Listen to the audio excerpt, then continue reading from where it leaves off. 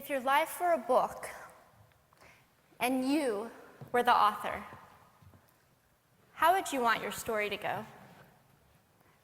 That's the question that changed my life forever. Growing up in the hot Las Vegas desert, all I wanted was to be free. I would daydream about traveling the world, living in a place where it snowed, and I would picture all of the stories that I would go on to tell. At the age of 19, the day after I graduated high school, I moved to a place where it snowed, and I became a massage therapist. With this job, all I needed were my hands and my massage table by my side, and I could go anywhere. For the first time in my life, I felt free, independent, and completely in control of my life. That is, until my life took a detour. I went home from work early one day with what I thought was the flu, and less than 24 hours later, I was in the hospital on life support with less than a 2% chance of living. It wasn't until days later, as I lay in a coma, that the doctors diagnosed me with bacterial meningitis, a vaccine-preventable blood infection. Over the course of 2.5 months, I lost my spleen, my kidneys, the hearing in my left ear, and both of my legs below the knee. When my parents wheeled me out of the hospital, I felt like I had been pieced back together like a patchwork doll. I thought the worst was over until weeks later when I saw my new legs for the first time. The calves were bulky blocks of metal with pipes bolted together for the ankles, and a yellow rubber foot with the raised rubber line from the toe to the ankle to look like a vein. I didn't know what to expect, but I wasn't expecting that. With my mom by my side and tears streaming down our faces, I strapped on these chunky legs and I stood up. They were so painful and so confining that all I could think was, how am I ever going to travel the world in these things? How was I ever going to live the life full of adventure and stories as I always wanted? And how was I going to snowboard again? That day, I went home, I crawled into bed, and this is what my life looked like for the next few months. Me passed out, escaping from reality, with my legs resting by my side. I was absolutely, physically, and emotionally broken.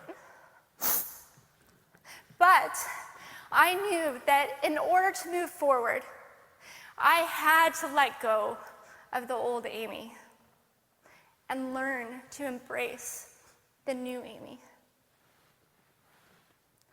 And that is when it dawned on me that I didn't have to be 5'5" anymore. I could be as tall as I wanted.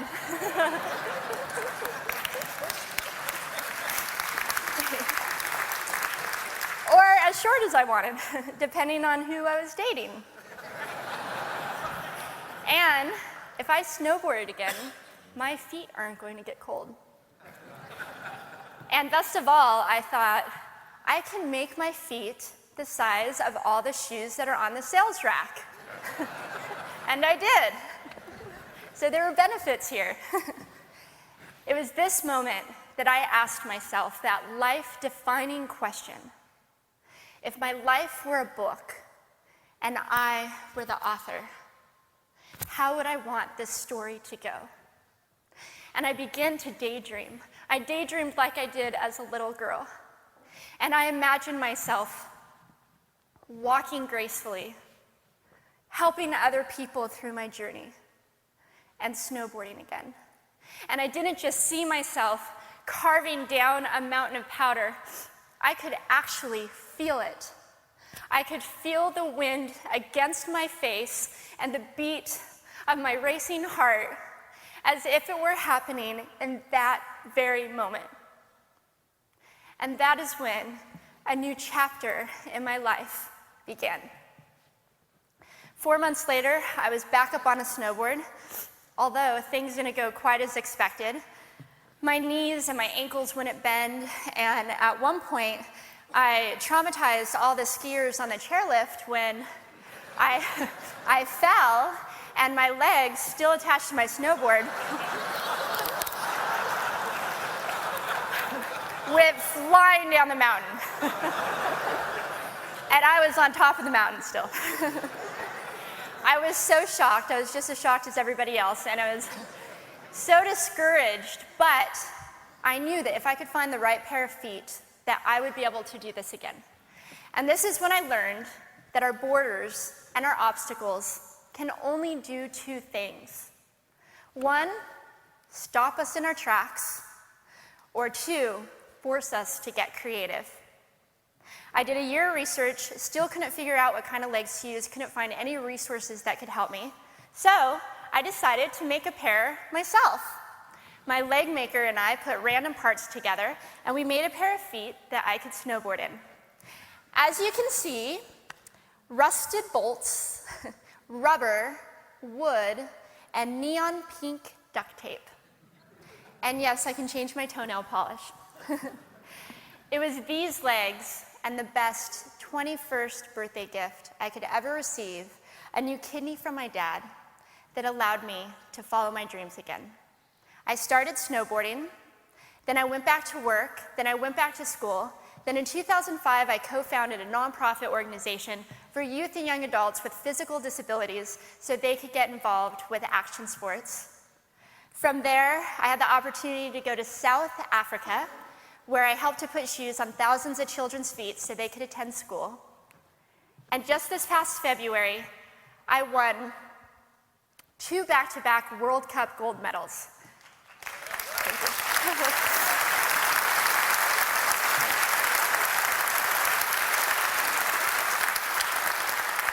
Which made me the highest-ranked adaptive female snowboarder in the world.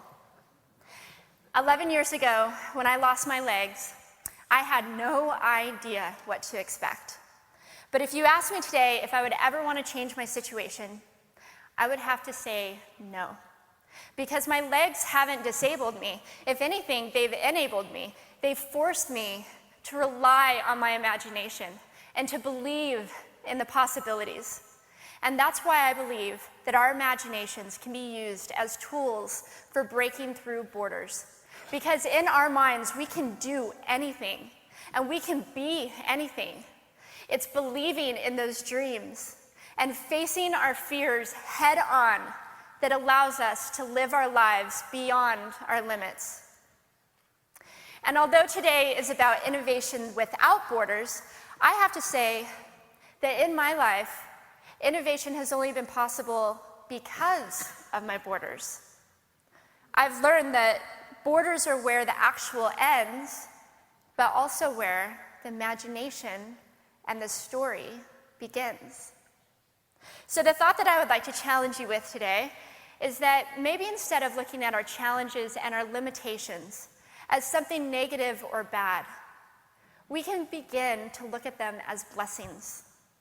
Magnificent gifts that can be used to ignite our imaginations and help us go further than we ever knew we could go. It's not about breaking down borders. It's about pushing off of them and seeing what amazing places they might bring us. Thank you.